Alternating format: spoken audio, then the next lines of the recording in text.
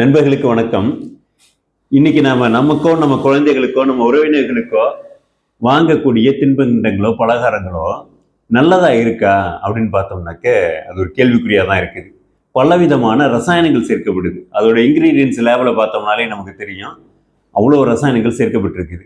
அதை தாண்டி அதில் சேர்க்கப்படுற பொருள் எதுவுமே நல்ல பொருள் இல்லை அப்படிங்கிறது நமக்கு தெரியுது. ரீஃபைன் செய்யப்பட்ட பாம் ஆயில், ரீஃபைன் பண்றதுல பலவிதமான சத்துக்கள் போயிடுங்கிறது நமக்கு தெரியும். அது பாம் ஆயில் அதுவும் தூய்மையானதா இருக்குதா அப்படின்னாக்க அதுவும் இருக்கிறது இல்லை. அதுக்கு பிறகு ஜீனியை கொண்டு செய்யப்படுது. அதுக்கு பிறகு மைதா அதிகப்படியாக சேர்க்கப்படுது. கலப்பின அரிசி ரகங்கள்லேருந்து செய்கிறாங்க. இது எல்லாமே ரசாயனத்தில் விளைஞ்சது. இப்போ இதில் ஊட்டம் எந்த அளவுக்கு இருக்கும்? ஊட்டம் ரொம்ப குறைவாக இருக்கும். இதனால ஏற்படக்கூடிய விளைவுகள் சிக்கலானதாக இருக்கும். ஜீனினால விளைவு இருக்கும், மைதானால விளைவு இருக்கும், ரீஃபைன் செய்யப்பட்ட எண்ணெயினால விளைவு இருக்கும். ஆனால் அகவெளியில் நாம் தயார் செய்கிற பலகாரங்களில் எதுலையுமே இப்படியான கேடு தரும் பொருட்களை நம்ம பயன்படுத்துறது இல்லை. வெளியில் சோடா உப்பு பயன்படுத்துவாங்க. அப்படியான சோடா உப்பு நம்மளோட எந்த தின்பண்டங்கள்லையும் இல்லை. இது இல்லாமல் ஜீனிக்கு பதிலாக நம்ம நாட்டு சக்கரை தான் பயன்படுத்துகிறோம். இயற்கை வேளாண்மையில் விளைஞ்ச நாட்டு சக்கரை, இயற்கை வேளாண்மையில் விளைஞ்ச நிலக்கல்லேருந்து எடுக்கப்பட்ட கடலை எண்ணெய், இயற்கை வேளாண்மையில் விளைஞ்ச மரபு அரிசி ரகங்கள், சிறுதானியங்கள், பருப்பு வகைகள், இதை வச்சு தான் நம்ம தின்பண்டங்கள் அத்தனை இனிப்பு வகைகள், கார வகைகள் எல்லாமே செய்கிறோம். இதில் என்ன வித்தியாசம் ஆகிடும் அப்படின்னு பார்த்தோம்னா, இதில் ஊட்டம் அதிகம். பாரம்பரிய பயிர் ரகங்கள்லேருந்து செய்யப்படுறதுனால இதில் ஊட்டச்சத்துக்கள் 2 மடங்கு இருக்கும். அதை தாண்டி எந்த விதமான கேடும் உடம்புக்கு இருக்காது. எண்ணெய்க்கு இதில் ஜீனியோ மைதாவோ அல்லது ரீஃபைன் செய்யப்பட்ட எண்ணெய் எதுவுமே இல்லாதப்போ இதில் நன்மை தரக்கூடிய விஷயம் மட்டும்தான் இருக்குது. அப்போ இதெல்லாம் இல்லாததுனால சுவை குறைவாக இருக்குமா அப்படின்னு பார்த்தாக்க இந்த பொருட்களில் பலகாரங்கள் செய்கிறது மிக கடினமான பணியாக இருக்குது. அதையும் தாண்டி சுவையோடு கொடுத்துட்டு இருக்கோம். அப்போ விலை அதிகமா அப்படின்னு பார்த்தீங்கன்னா இன்னைக்கு மார்க்கெட்டில் இப்படியான பலகாரங்கள் எல்லாமே ஒரு 400 ரூபாயில் தொடக்கத்தில் ஆரம்பித்து அது ஒரு 700-800 ரூபா வரைக்கும் இன்னைக்கு விற்பனை ஆகுது. கொஞ்சம் லீடிங் பிராண்ட்லாம் பார்த்தீங்கன்னா 600 ரூபாய்க்கு கீழே கிடைக்காது. ஆனால் அந்த லீடிங் பிராண்டில் கூட பாம் ஆயில் பயன்படுத்தப்படுது, ஜீனி பயன்படுத்தப்படுது, மைதா பயன்படுத்தப்படுது. அதற்கு தான் அந்த 600 ரூபாயோ 700 ரூபாயோ விற்கப்படுது.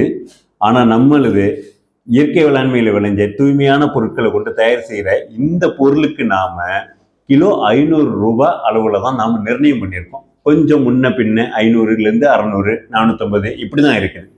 இப்போ நாம் என்ன யோசிச்சிருக்கோம் அப்படின்னாக்க, ஒவ்வொரு வாரமும் ஒரு புது தின்பண்டத்தை கொடுக்கறது. ஒரே தின்பண்டமாக தொடர்ச்சியாக இல்லாமல் ஒவ்வொரு வாரமும் 2 இனிப்பு வகைகள், 2 கார வகைகள் அப்படி கொடுக்கலாம் அப்படின்னு யோசிச்சிருக்கோம். அப்படி கொடுக்கும்போது வழக்கமாக ஆகக்கூடிய விலையிலேருந்து கொஞ்சம் குறைவு பண்ணி, வழக்கமாக கணக்கு போட்டு பார்த்தோம்னா ஒரு 550 இந்த விலைக்கு வருது அப்படின்னாக்க நாம் இதை கொஞ்சம் கணக்கு பண்ணி கொரியருக்கு எந்த சார்ஜும் பண்ணாமல் 500 ரூபாய்க்கு 1 கிலோ, அதாவது அரை கிலோ இனிப்பு, அரை கிலோ காரம், இது எல்லாமே சேர்த்து 1 கிலோ 500 ரூபாய்க்கு கொடுக்கலாம் அப்படிங்கிறத திட்டமிட்டிருக்கோம். இது ஒரே விதமான பொருளை எல்லா வாரமுமே கொடுக்க வேண்டியதில்லை. அப்படிங்கிறதுனால ஒவ்வொரு வாரமும் வெவ்வேறு விதமான பொருட்களை, சிறுதானியங்களில் பார்த்தோம்னா திணையில, வரகுல, சாமையில, கேழ்வரகுல இப்படி பலகாரங்கள் செய்ய முடியும். அதே மாதிரி மரபு அரிசி ரகங்களில் பார்த்தோம்னாக்க மாப்பிள சம்பா, தூயமல்லி, கருப்பு கவுனி இப்படியான பூங்கார் இப்படியான அரிசி ரகங்களில் தின்பண்டங்கள் செய்ய முடியும். இப்படி மிக்சர் வகைகள், காராசி வகைகள், முறுக்கு வகைகள், உருண்டைகள், இனிப்பு உருண்டைகள், அது இல்லாமல் அந்த கார பூந்தி, அதிரச வகைகள், கொஞ்சம் மைசூர் வகை, இப்படி எல்லா விதமான வெரைட்டிஸும் செய்யலாம் அப்படின்னு திட்டமிட்டிருக்கோம். ஏற்கனவே இது எல்லாமே கொடுத்து கொண்டு இருக்கிறது தான்.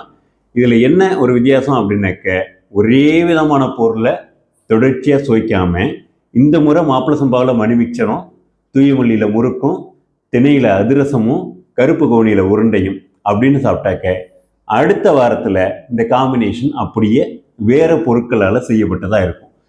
இப்படி எல்லா விதமான அரிசி ரகங்களையும் சிறுதானியங்களையும் பெரும்பாலும் நம்ம சுவிச்சிடுறதுக்கான ஒரு சாத்தியம் இருக்கும். அதனால் இதை வர்ற வாரத்துலேருந்து தொடங்குறதா முடிவு செஞ்சுருக்கோம். இதை வேணுங்கிறவங்க முன்கூட்டியே, அதாவது திங்கள் மாலைக்குள்ளே பதிவு பண்ணிட்டாக்க புதன்கிழமைக்கு உங்களுக்கு அனுப்புவோம். உங்கள் கைக்கு வியாழன்லேயோ வெள்ளிலையோ கிடைச்சிடுற மாதிரி ஏற்பாடு பண்ணிக்கலாம்.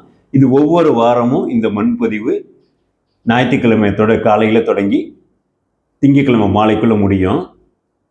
புதன்கிழமை அனுப்புகிறோம், வெள்ளிக்கிழமைக்குள்ளே உங்கள் கைக்கு கிடைக்கும். நல்லது, நன்றி.